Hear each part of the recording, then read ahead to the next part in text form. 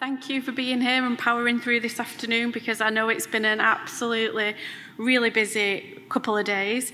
In fact, I think it's been a really crazy busy few months since we came back after Christmas.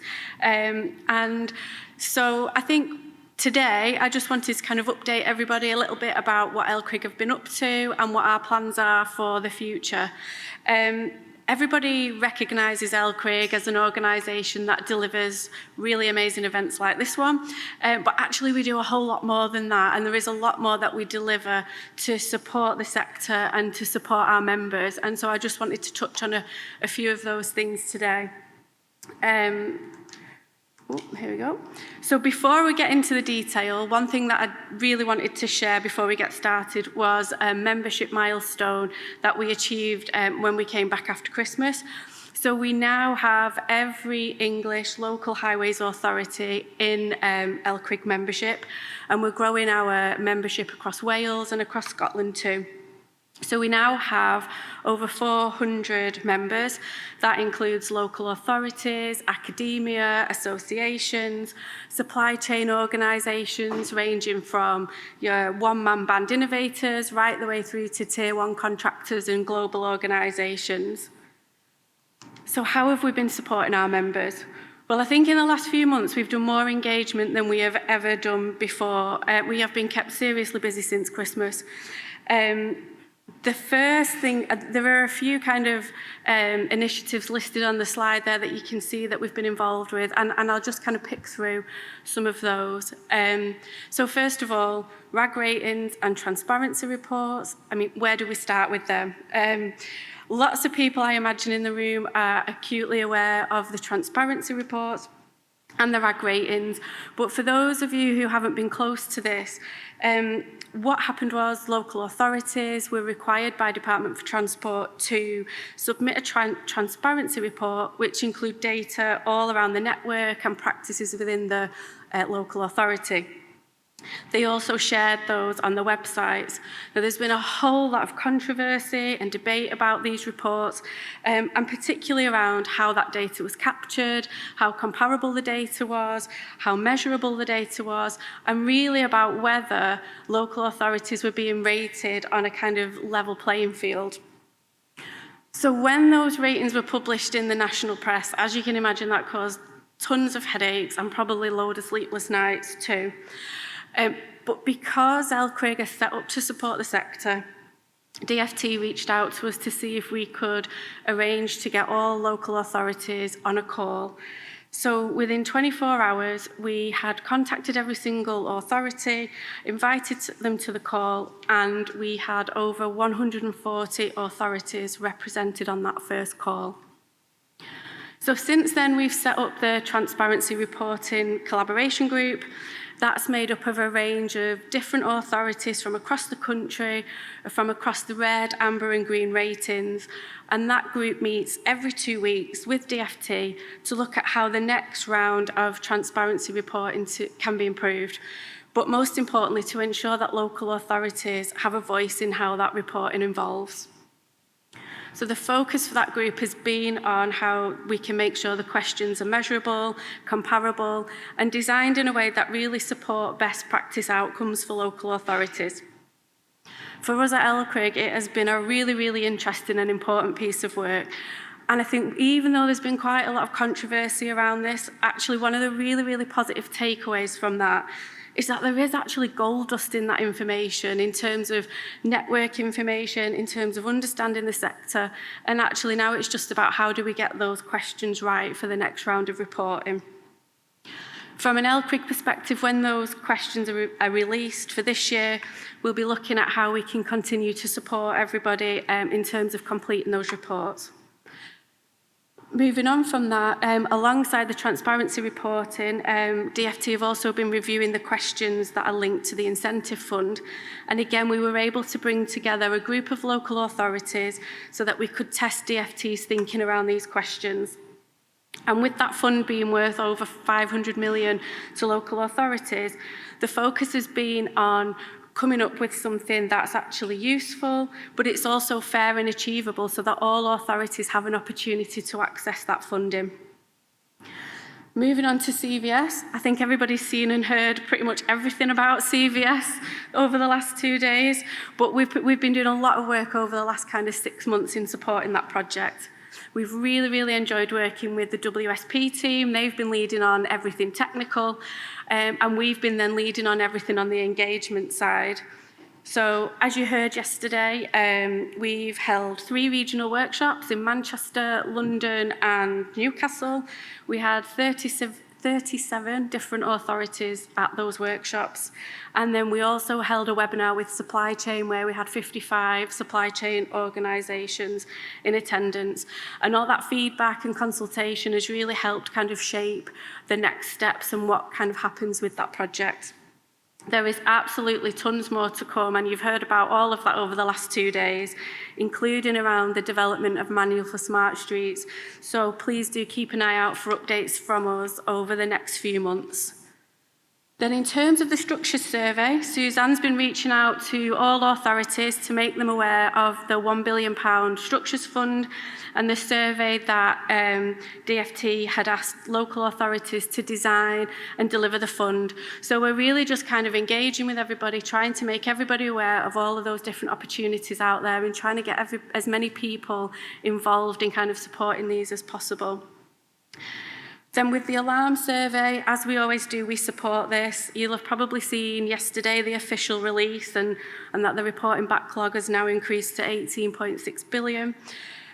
We have specific questions in there in that alarm survey, and so over the next few months we'll be kind of taking that data and then we will share our findings with you from those questions. And finally, I've had some really valuable opportunities recently to attend roundtables with DFT, with ministers, with Treasury, associations, supply chain, a whole range of kind of different organisations. And it's really allowed me to share some of the intelligence that we get to hear from our members and really provide some strong evidence that represents our members' views, our members' challenges, but most importantly, really share some of that brilliant work that is taking place where local authorities are delivering great things and suppliers are developing products and solutions that really help to overcome some of those challenges.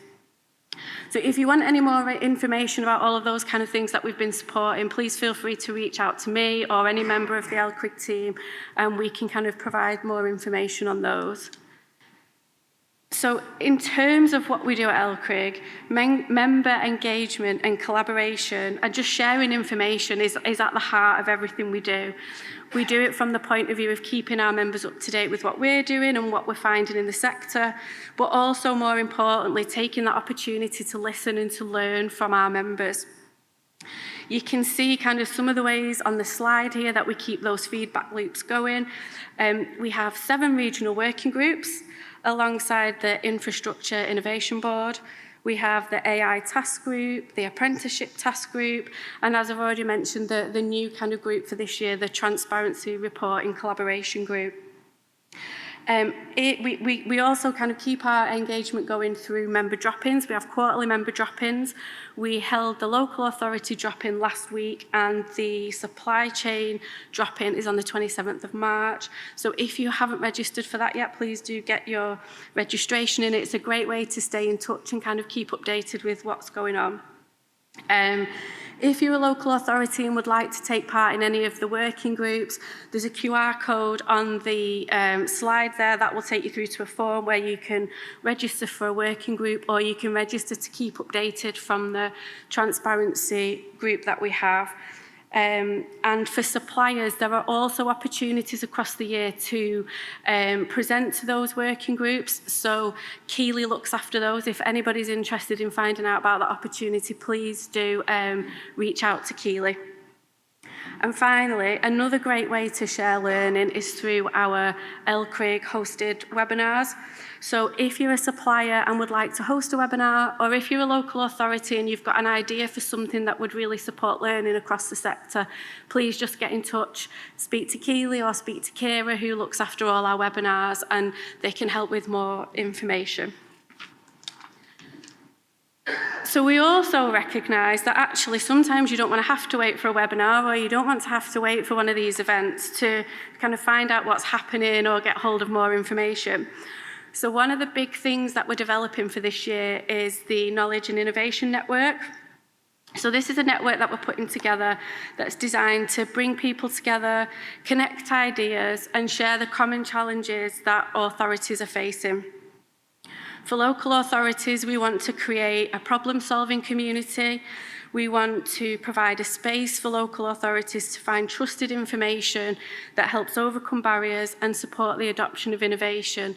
And that's one of the themes that keeps coming out from this consultation that we do and all the work that we do across our membership base, that having that sort of central place is really important. For supply chain, we want it to be a place where products and innovations can be seen, can be adopted, and can be scaled, and where suppliers can find market information that will help product development and help align with local authority needs. So overall, it'll be a central place for sharing information, guidance, toolkits, insights, and case studies.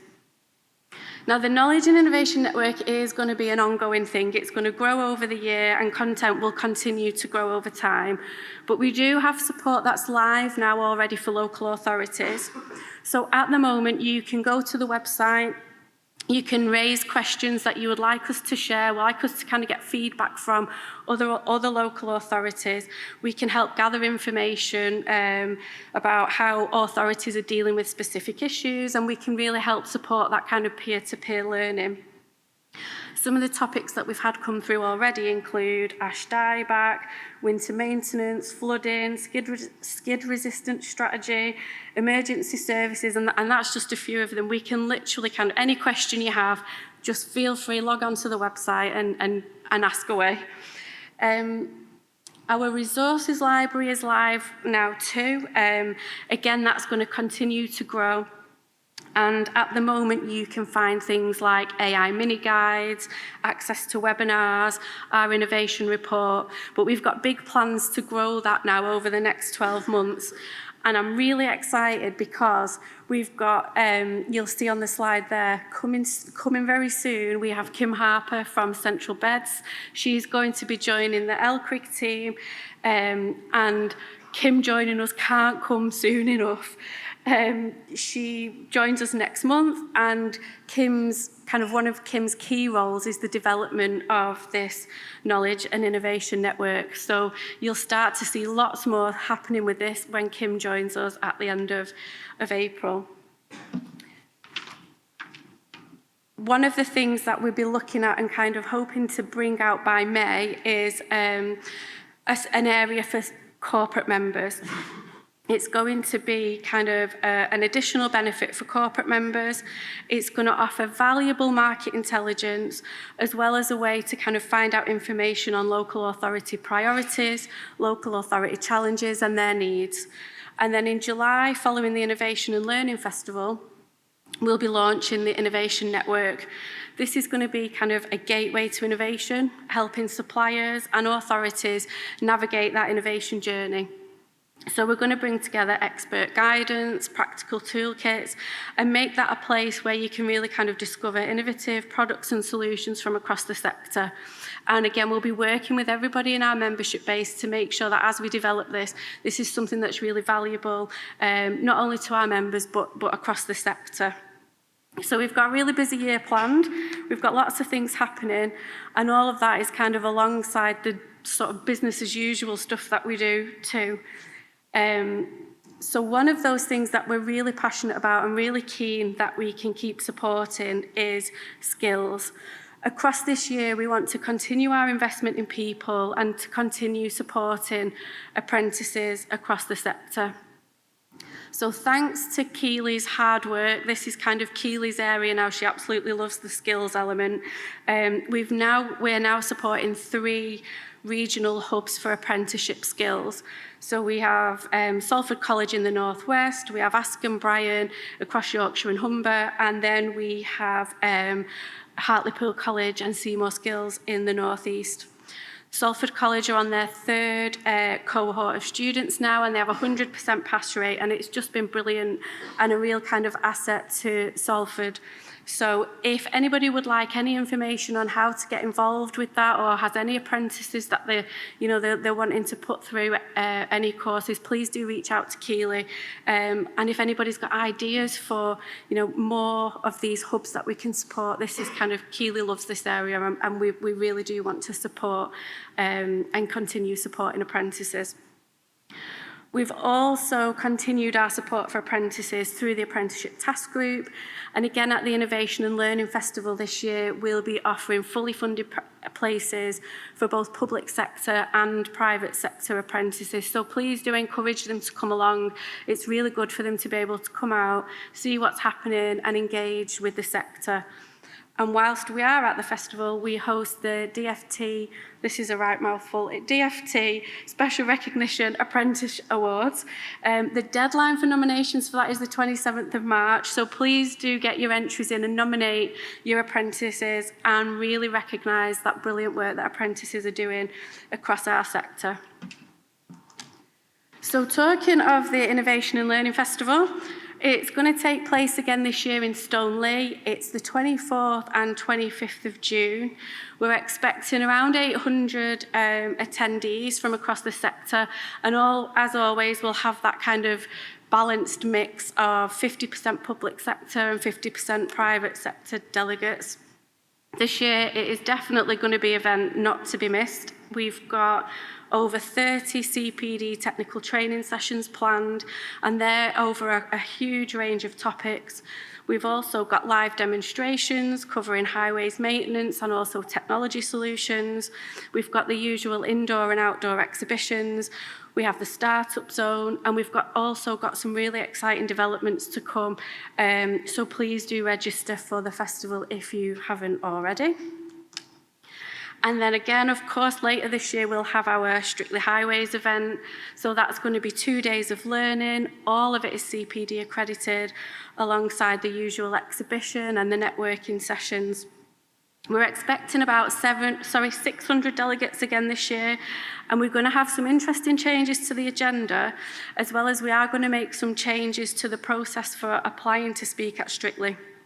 So please do look out for this over the next couple of months. And I am just going to have a little minute and get my breath back and just leave the QR codes there for Innovation Festival and Strictly, just in case you haven't registered already and you would like to.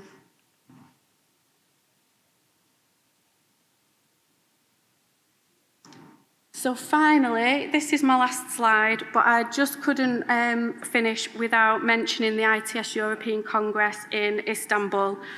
As we've done before, LCRIG are organising the UK Pavilion on behalf of TTF and Department for Transport.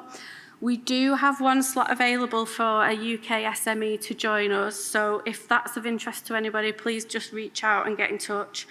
It is a fantastic opportunity, especially when you come out as part of the UK delegation, because you can get access to some really good market support that can help you connect with and engage with global buyers and investors.